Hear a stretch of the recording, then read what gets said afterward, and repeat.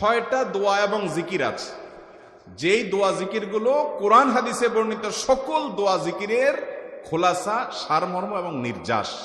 এই 6টাকে যদি কোনো মুসলমান নিয়মিত আঁকড়ে ধরে, তাহলে কোরআন এবং হাদিসের যত দোয়া এবং জিকির আছে কেমন যেন তার নির্যাসটা নিয়মিত সে আমল করলো। বলবো সেগুলা।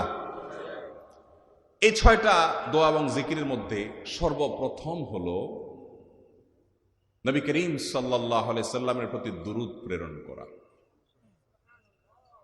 নবীজি সাল্লাল্লাহু আলাইহি সাল্লামের প্রতি দুরূদ প্রেরণ করার আমল এরকম আমল, আপনি যদি সারা দিনে শুধুমাত্র নবীজির প্রতি দুরূদ প্রেরণ করার আমলটাই জিকির হিসাবে সবচেয়ে বেশি করেন, দোয়া হিসাবে যদি এটাই আপনি সারাদিন করতে থাকেন, তো আপনার জন্য যথেষ্ট হবে, আল্লাহর কাছে আর কিছু না চাইলেও চলবে।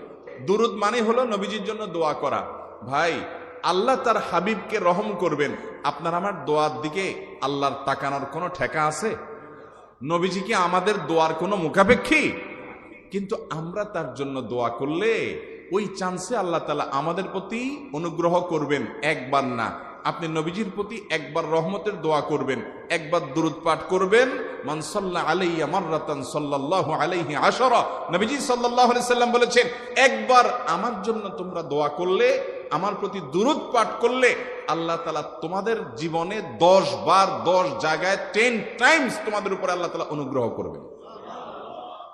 আপনি টেরও পাবেন না কত জায়গায় আল্লাহ অনুগ্রহ করেছেন, আল্লাহ বাঁচাই দিয়েছেন, একটুর জন্য শেষ হয়ে যান নাই। ওই যে দুরূদ পড়ছেন, আল্লাহ তাআলা রক্ষা করছে, আপনি খবরও নাই, আল্লাহ তাআলা আপনার